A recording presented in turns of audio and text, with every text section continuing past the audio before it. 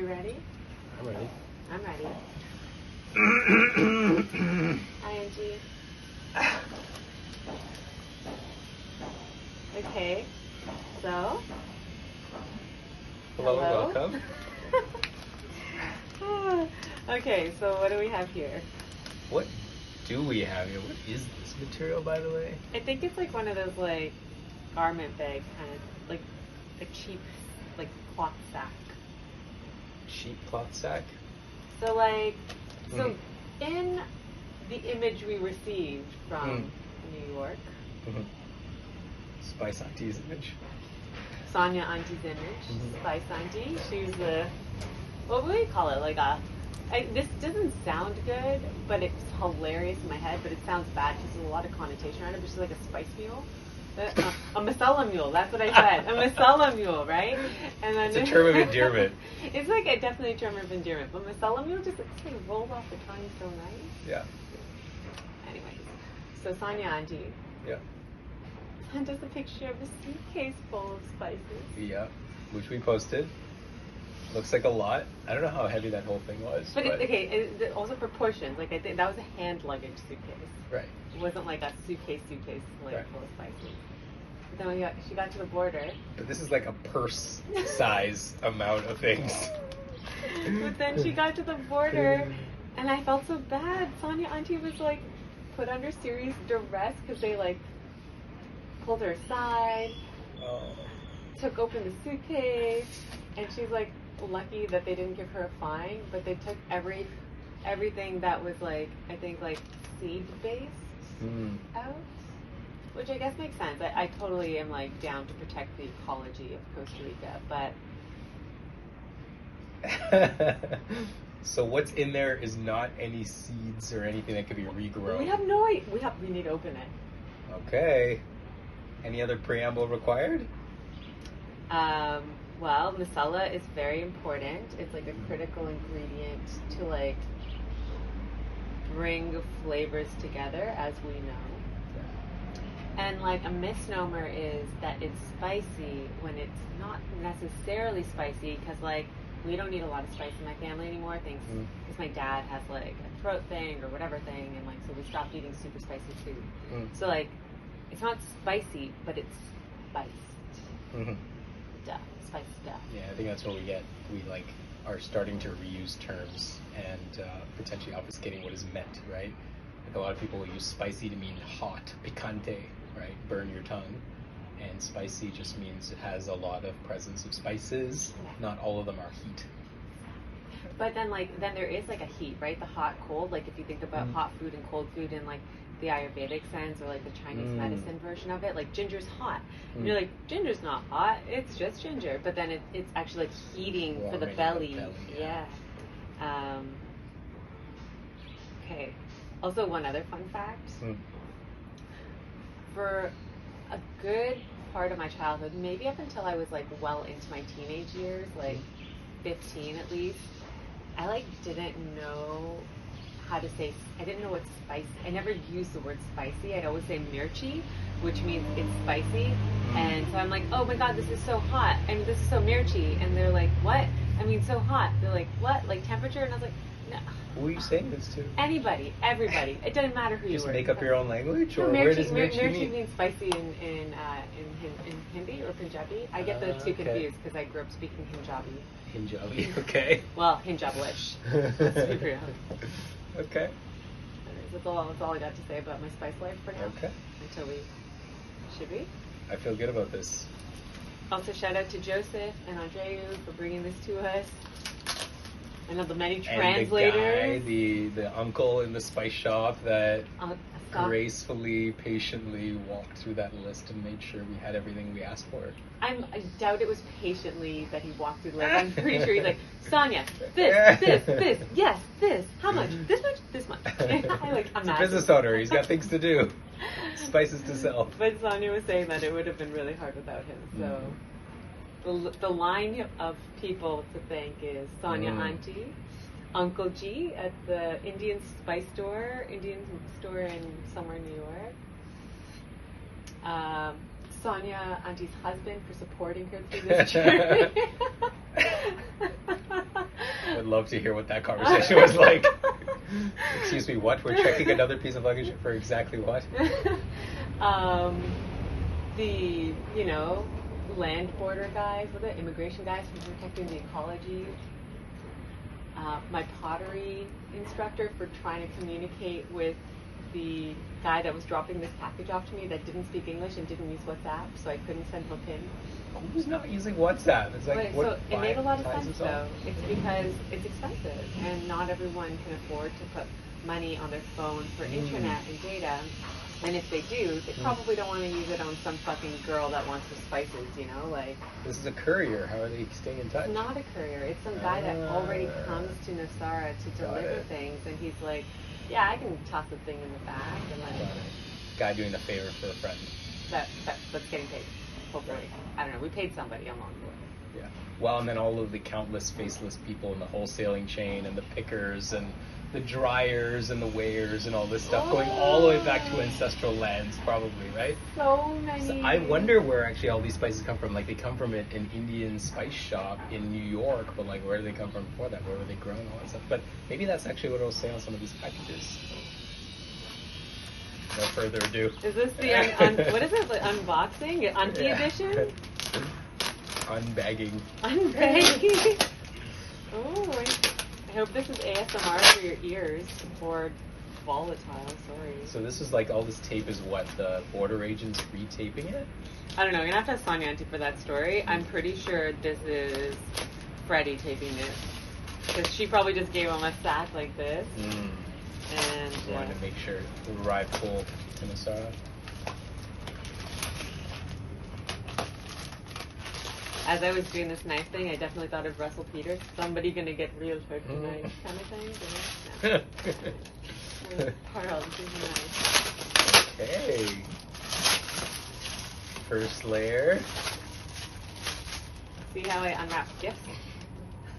Aggressive. We have to save that for something. For the scrapbook.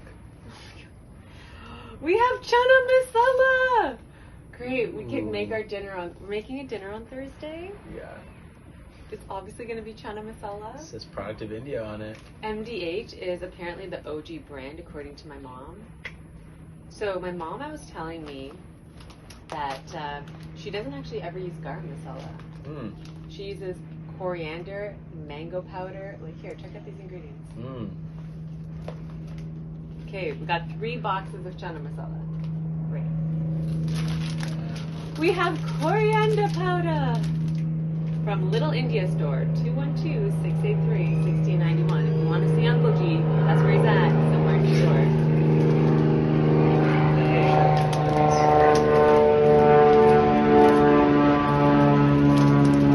Kashmiri chili powder, essential for Goan and North Indian cooking.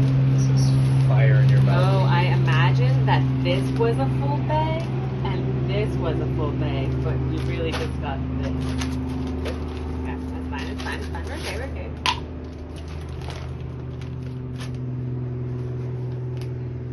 Saffron. Gujarat, India. Saffron, a little bit of that to put a little pizzazz in the color. Indian, Iranian, Coriander powder times 2. Spain. Thank you. Thank you. Spanish friends. Valencia. Swazi, very like much so from India. Oh my god, smell product of India. Smell how India that smells like. We did get cashews, so they let us have the cashews. Okay. Well, great. Cashews It something. wasn't obvious that you could cook, like you could plant the cashews and start a new industry. So we have coriander powder on coriander powder on coriander powder, and Okay. Madras curry powder. I'm really hoping for the mango powder, amchur powder, dry mango powder. Okay, great. Black salt, also What is critical. black salt? Kala namak? No. So it smells like eggs. It doesn't smell very good. And my brother. Oh, where's the chopped masala? I don't think you pulled any out yet. I think it's in here. So there's more mango powder here. black salt is, it doesn't smell very good to most people. It smells kind of like a fart or like boiled eggs or something, kind of like a weird pungency smell. But it gives like a really, really delicious, specific flavor to. And it is in fact salt. It is salt, and we got lots of it here. Okay. We got black salt. I don't think I've ever seen black salt before. It doesn't look black, but no, it's not. It's not really black. Yeah. It's not white. But if you put it on fruit, it gives you this like very like it has a lot of depth to it, and so it kind of makes sense. So like being here in Costa Rica, you notice how much we're sweating. Like I'm sweating right now. Glistening. You're glowing. I'm glistening. But do you notice like sometimes you just want salt? Like you can't. You're sweating and you're moving through like your bodily liquids so much that you.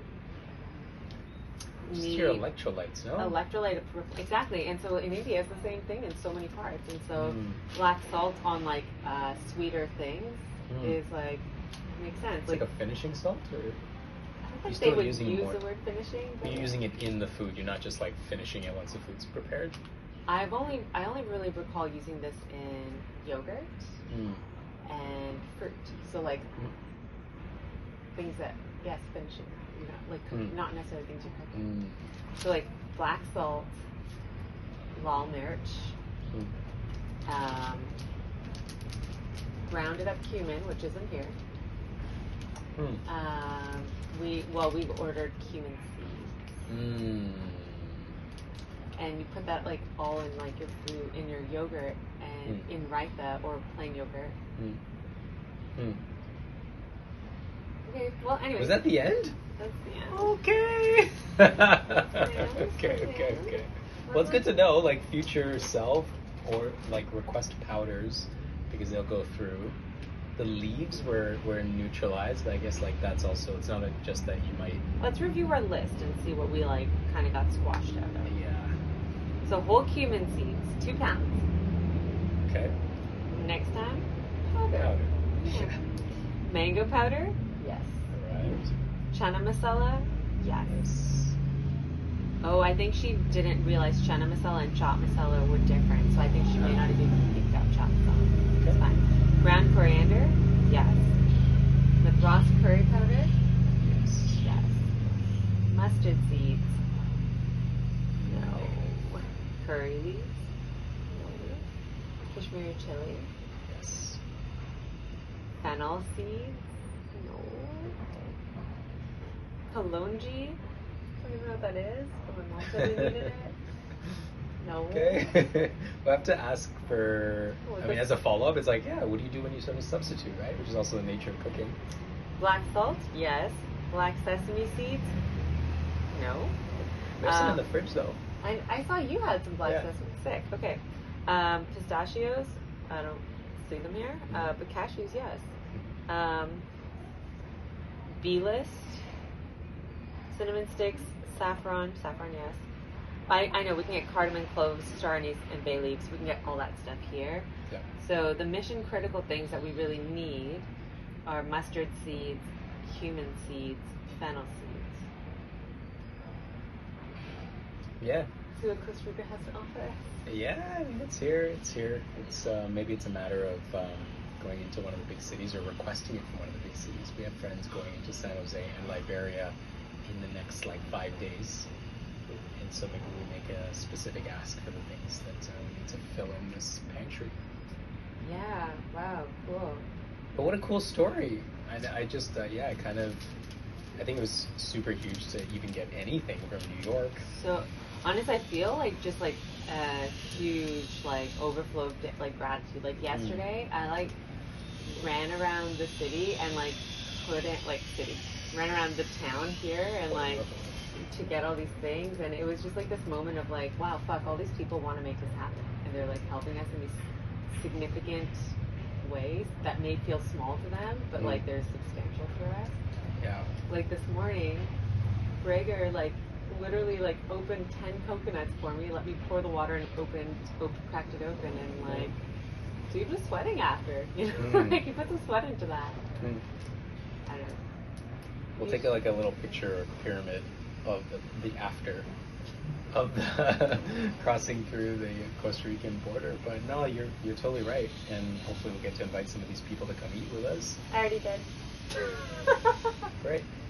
And they can taste all of these things, and then many of them are actually kind of new to me. Like I don't know what black salt is still. So. Oh, I'm excited to spike your food. Dried mango powder. I'll use that one. Never use that one either, to be honest. It's like literally dried mango turned into a powder. So my mom says she uses like some of these things and creates a masala that one would maybe just use garam masala for. But instead of just garam masala, because she says garam masala is too spicy. Like garam literally means hot. Yeah. Right. And she's like, it's too spicy. And so I'm like, interesting. So instead, she's created her own version of it, her own masala. And in some ways, we're going to create our own masalas again, using a myriad of collected spices and found spices. But one step further. I'm so excited. There's no way to cook this food without these spices, so at least we got half of it, and we'll figure out the rest. We have chana masala. Our Thursday meal is set. Yeah. So we're cooking on Thursday. Yep. What are we cooking? I think it's kind of cool. We're like smashing up North Indian and Goan food together. Yeah. So we're cooking at a hotel here for 30-ish people.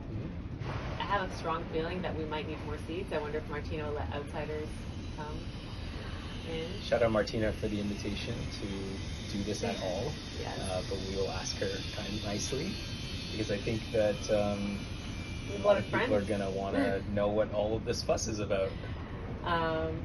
So on deck, the menu,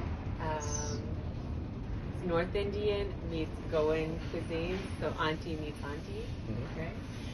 So the North Indian element would be chana masala, which is chickpeas in masala, tomatoes, onions, garnished with coriander, obviously with an array of spices from this pile over here, and it's just slow cooked over a long period of time. And it's interesting. What's cool about chana masala is you can make it as dry or as wet, like gravy based or as wet as you want. And I think for our dish, it's going to be like medium wet, just to like let the Goan piece like soak in some of the juices. It's like North Indian and Goan baby making. Soak it up, baby. You know? And then well, look, I also think chana masala is actually so familiar to a lot of people, right? Like we've noticed that people are cooking it here, sharing it with each other.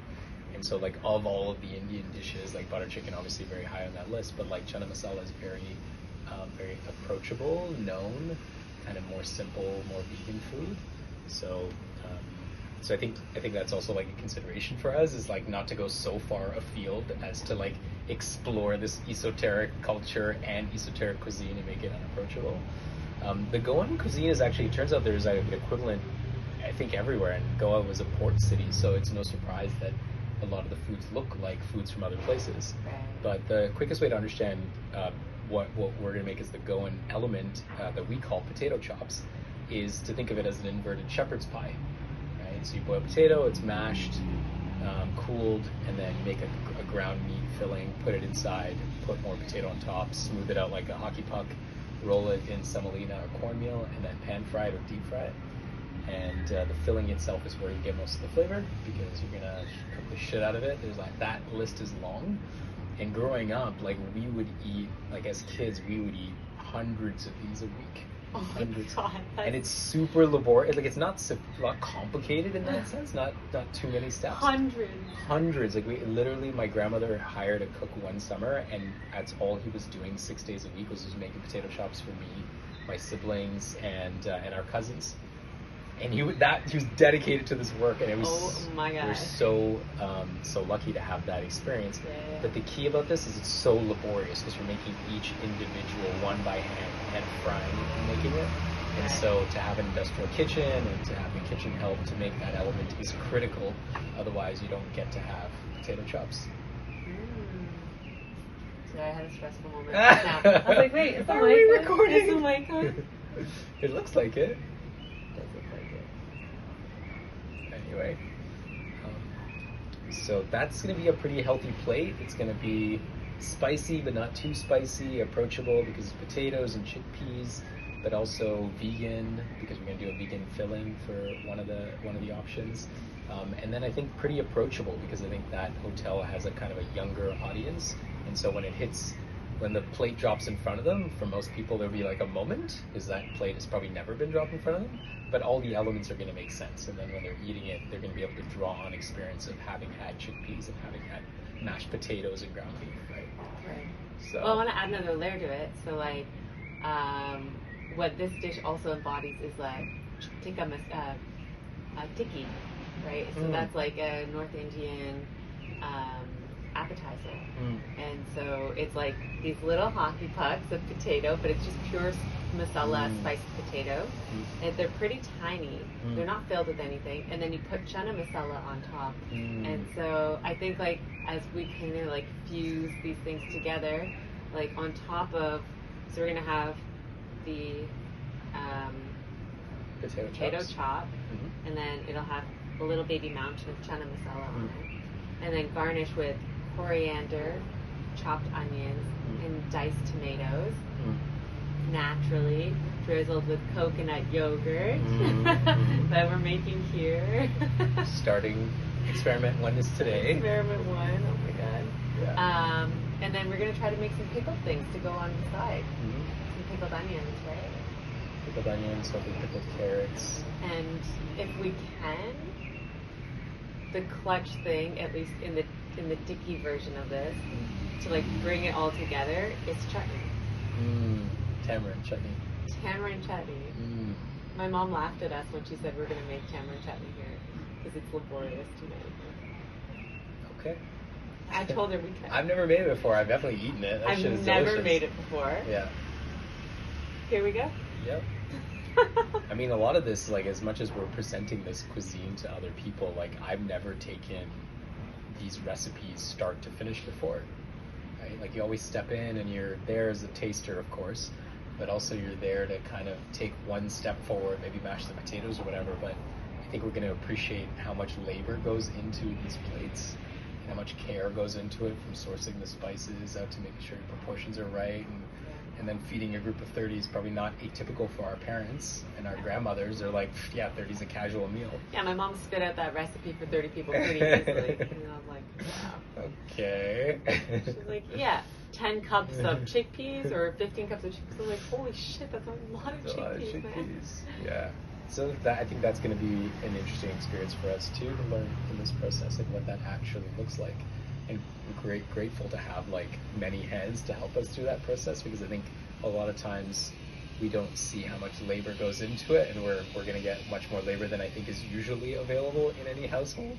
But many times these are made with like 2 to 4 people in dedicated work. Right? I mean, watching it being done growing up. That sounds like your going kitchen, but that's not how my kitchen was growing up. It was like, I don't know, it's in our home, like my mom would just like whip the meal up, or like my mom and like the need like 1 or 2 people in the kitchen, and I think to me it feels like it's gonna resemble kind of like Brager using the machete and trying to show me how to use the machete, where he's like, yeah, just go like this, and I'm like, yeah, totes, got this, and he's refined it so it makes it look so easy. Yeah. Like he's been using a machete since he was 10. And I'm like, talk about knife skills. well, I think it goes back to like this is a good life lesson, right? Like when something feels easy to you, or when something looks easy, let's not undercut like the actual time and practice and energy that's gone into making that look easy. Totally. And like I think that's a good like note to self, Carl. Anything that feels easy to you, maybe it's not so easy to someone else, kind of thing. Right. Same for you. Like that's where your talent is, your superpower. And like, right. Just buried 10,000 hours of experience somewhere, and probably in the histories of our grandmothers, like not just 10,000 hours, but probably 100,000 hours. Given most meals, almost all meals are made at home. Yeah. Right? So all of them, even like you can appreciate why our mothers will be able to like think about a recipe and be like, oh yeah, you know, you need this much of this and balance it with this, and because like you don't think in measurements anymore. You go into a flow state and you're just like know that there's not enough color of something, or it doesn't smell strong enough, or you should use this chili, not this chili, if you want to get there. So I don't know. We're gonna be like little baby novices, but I think like 0 to 1 is the hardest step, and here we are, right? We now have spices to get to 1.